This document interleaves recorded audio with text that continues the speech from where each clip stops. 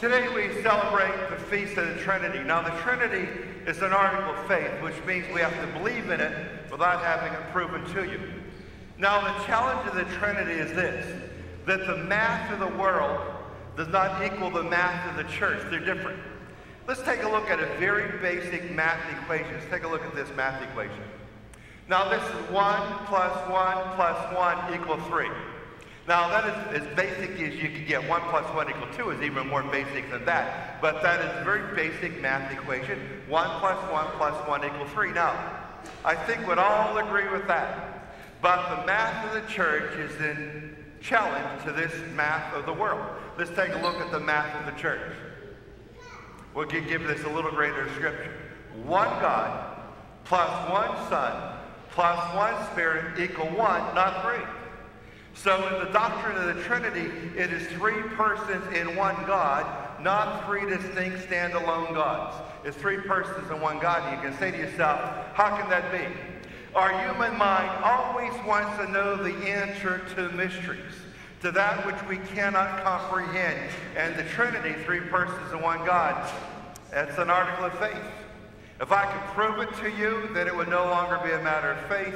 We would not need faith to understand it. But faith says, I believe in something without anyone being able to prove it to me.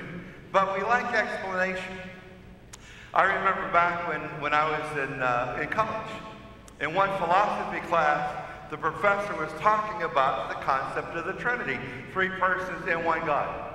And one day he walked into the class and he put a desk right in the center of the room, and he asked us to put our chairs around the desk. And so we did. Then he got this wet towel, and he walked over to the desk. And he stood right above the desk, and he lowered his hand, and he squeezed the towel, and 1 drop of water came out of the towel and landed on the desk. And he looked at us, and he said to us, how many drops of water do you see? What do you think the answer was that we gave him? 1. We didn't see 1 drop of water. And then he got that towel that in his hand that has some water in it, and he lowers it, gets really near the drop of water that's on a desk, and he squeezes a little harder, and another drop of water comes out of the rag and lands right in the center of the drop of water that was already on the desk. And he looked at us and he said to us, how many drops of water do you see? And what answer do you think we gave him? 1. A little bit bigger than the drop before, but there's still only 1 drop of water there. And then he got the towel that went in his hand that has some water in it. He stands right over that big drop of water and he squeezes again, and another drop of water comes out of the rag and lands right in the center of the drop of water that was already at the desk.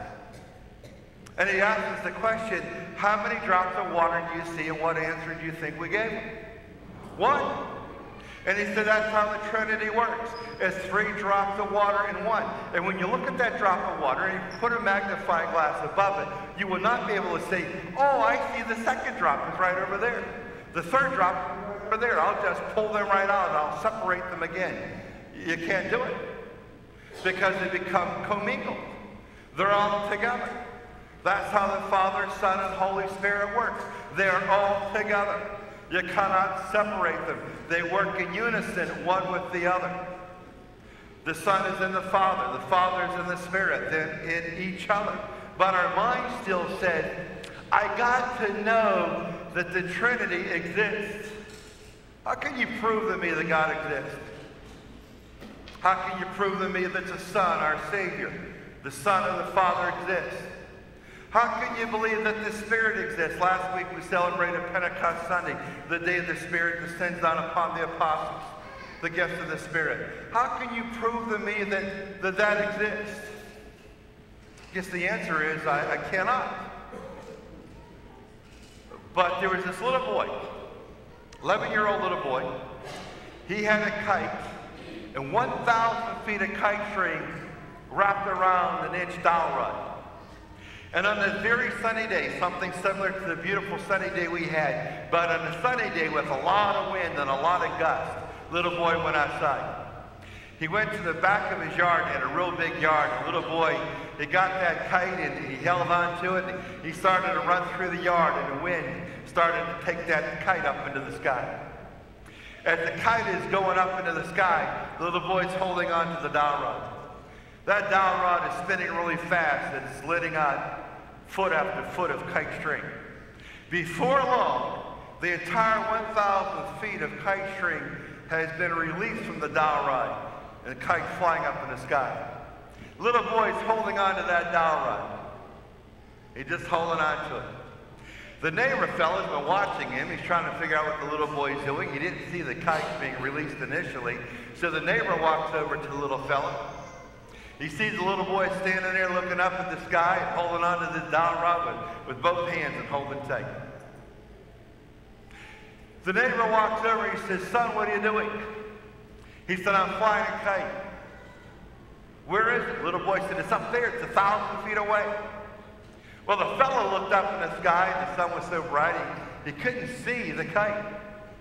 He tried to follow the string, but he could see the string going out, and the string dipped down a little bit, and then he could see the string ascend into the heavens, but at a period of time, he couldn't see the string any longer. He was blinded by the sun and the distance of the string. He couldn't see the string, couldn't see the kite, but the little boy's holding on there really tight. And a neighbor fella said to him, "How do you know that the kite is still there?" "I look up, I don't see the kite." The little boy said, "It's up there. I know it's 1,000 feet away. I had 1,000 feet of string attached to my dowel rod. It's up there 1,000 feet. The fellow looked back up and he kind of put a little shield over the top of his eyes. He still cannot see that kite. And he said to the little boy, "How do you know that kite is still there? Maybe the string broke and the kite has flown away and you're holding on to nothing except that dowel rod." And this was the answer the little boy gave the neighbor man. He said, "I know the kite is still there because every so often I can feel its tug on my string. I know it's there. I can't see it, but I can feel it tugging on my string." The Trinity, the Father, the Son, and the Holy Spirit. How do I know that God exists, that the Son exists, that the Holy Spirit exists? I know it because of this reason. Hopefully you the same. Because every so often in my life, God tugs at my heart. Every so often in my life, the Son tugs at my soul. Every so often in my life, the Spirit tugs on my life, and I know that they exist. Think about all the times that you've had God moments in your life. Sometimes we like to call a God moment a coincidence. But whenever we say in our lives that was a strange coincidence, that was a coincidence, we're not faith, it's just credit. We're not giving God the credit he deserves, or the Son the credit he deserves, or the Spirit the credit it deserves. When we say that was simply a coincidence. That was faith. The Trinity is an incredible concept. 3 persons and 1 God. We can try to explain it. We can't prove it. I cannot prove to you that the Trinity exists. It's a matter of faith, and I just have to sit back and say, I succumb, I believe it. But hopefully you and I know that God exists, and the Son exists, and the Spirit exists, because of the same reason that little boy gave the neighbor fella when he was holding on to that inch dowel rod looking up into the skies. When the neighbor said, "Son, how do you know that kite is still there?" He said, "I know it's there because every so often I feel the tug in my string. I know that God is there. I know the Son is there. I know the Spirit is there because every so often in my life, when I open my eyes and I want to feel God and the Son and the Spirit, every so often I can feel God tug at my heart. And I can feel the Son tug at my soul. And I can feel the Spirit tug at my life. And when that happens, I say, yes, the Trinity exists. The Father, the Son, and the Holy Spirit, they are alive. They're part of my life.